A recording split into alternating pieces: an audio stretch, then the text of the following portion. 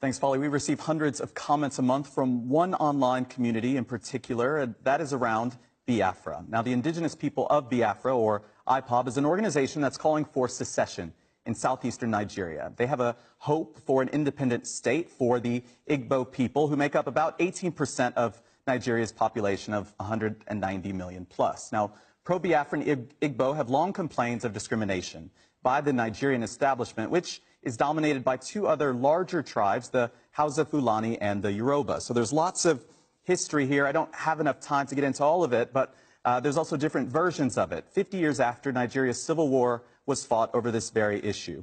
Our colleagues over at The Stream tackled it a few months back on the 50th anniversary of that war, so do check it out for more on the history and the movement.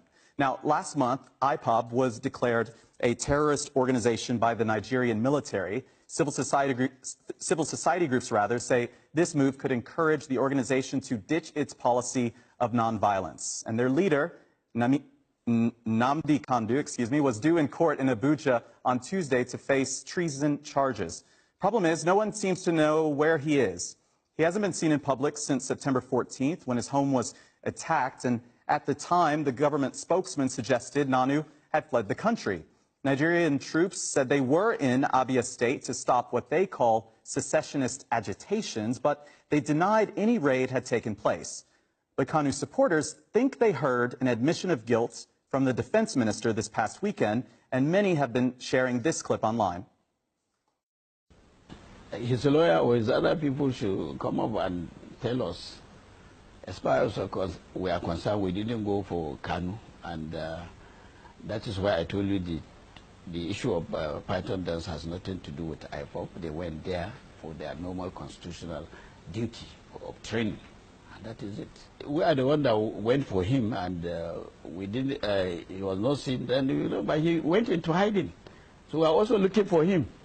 So for weeks now, Kanu's lawyer has accused the government of holding him and members of his family in secret. But now he says he doesn't know if his client is dead or alive. IPOB supporters told the federal government to produce him in court on Tuesday or face consequences, but he did not appear. Now, Kanu's trial has been adjourned until November 20th, and both sides have accused each other of not producing him in court during that appearance on Tuesday. So we'll continue to monitor that situation. If you're in Nigeria, do let us know what you think. You can tweet me directly. I'm at Andrew Chappelle, or just use the hashtag AJNewsGrid. Andrew, thank you very much. And still ahead on the grid, if you're watching us on Facebook.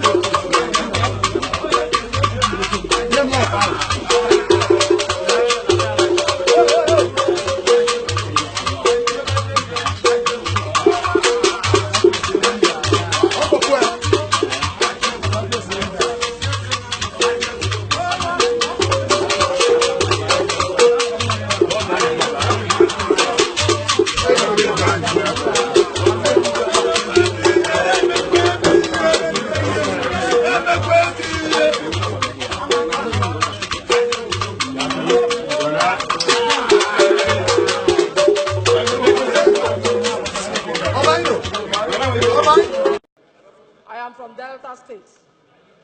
Thank you, Mr. Speaker. Permit me to use the opportunity given to me under personal explanation to appreciate the Speaker of the House of Representatives, Right Honorable Yakubu Dogara, and my very distinguished colleagues. You will recall in the 7th Assembly that I proposed a bill for the Federal University of Petroleum, EFRU. The bill was adequately debated and passed by the House, but wasn't signed into law by the former president. You will also recall that that same bill was represented in this 8th Assembly by my humble self. It was duly debated, adequately passed by this House, and sent to the Senate for concurrence. I stand here today to thank you that the President of the Federal Republic of Nigeria has signed that bill into law. Signing that bill into law is being appreciated by the people of Delta State. The Urobo people are appreciating this House for giving us the opportunity to have the Footprint Bill passed and signed into law. Signing that Footprint Bill into law is of great importance to the people of Urobo Nation, to the people of Delta State and Niger Delta in general. Our youths who graduated from the university and the ones who are still there now have their confidence restored, that their certificates will no longer be a certificate of mockery, but a certificate that they can present nationally and internationally. The signing of that bill into law has further given our streets, our youths who are on the streets, the confidence to go back to school. That bill will take a lot of youths out of the streets, and that bill will further increase the economy of the immediate community, the host community and environment, because a lot of business will take place around the university. The children of the people of the host community will also have the opportunity to attend the university. So I want to use this opportunity to thank Mr. Speaker and thank my honorable colleagues and members of the Secretariat, the clerks who are also working under the clerk of the House of Reps. Thank you, Mr. Speaker, for the privilege. God bless you.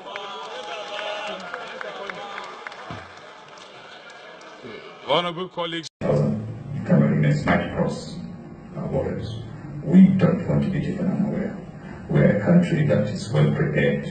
We need to make adequate arrangement with safety of refugees and also to ensure that these refugees don't affect our national security. The team then moves to the government house to bring the state governor up to date on the expected influx of refugees into the state.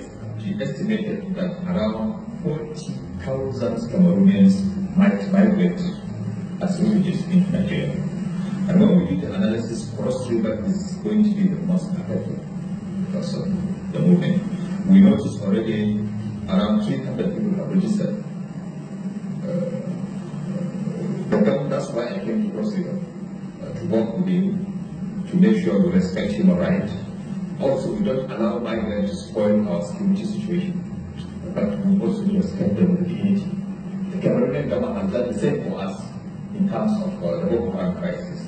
If Africa therefore remains the epicenter of our foreign policy, Nigeria must be interested in not just the protection of Nigerians within the borders of Nigeria, but what happens in Africa. I think we have a very big responsibility.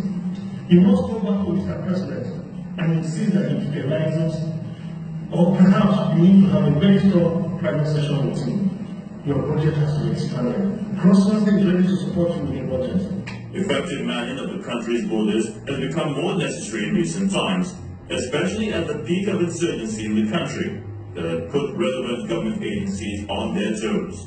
This time, however, Nigeria is preparing to receive refugees from Cameroon in a clear demonstration to uphold the agreement between member countries of the Lake Chad to collaborate on areas of security within the region.